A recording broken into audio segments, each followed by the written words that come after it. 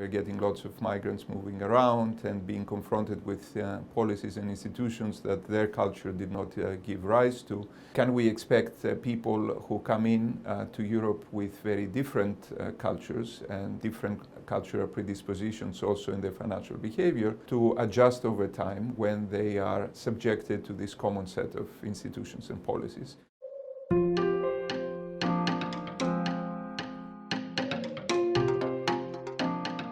So the big question in Europe now with the migration crisis and the refugee crisis is to what extent is financial behavior influenced by policies and institutions, and is there a cultural component to household financial behavior? By household financial behavior we mean the tendency to invest in stocks, the tendency to borrow, to have debt outstanding, and the tendency to own your home. So in order to answer this question, we look at Sweden, which has excellent data on migrants and migrant behavior.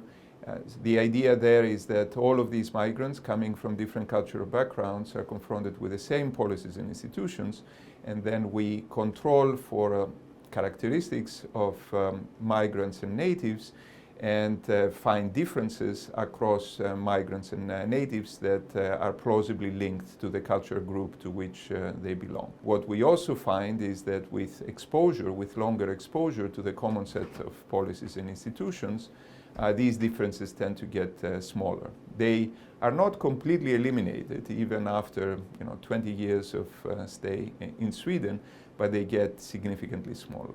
So the first short-term takeaway refers to the migration and refugee crisis right now, and also to the movements of people across European countries in response to the fiscal crisis. And the question is whether people coming from very different cultures are they going to adapt their financial behavior to the new environment when faced with the new institutions? And the answer based on this research is yes. So the longer-term question that's fundamental to Europe is it possible to implement institutional harmonization across very different countries and to have households adjust their financial behavior over time to the institutions that originated in very different cultures? And the answer based on our work is yes, but with the important caveat that these people have to be willing to accept the need to adjust to these institutions.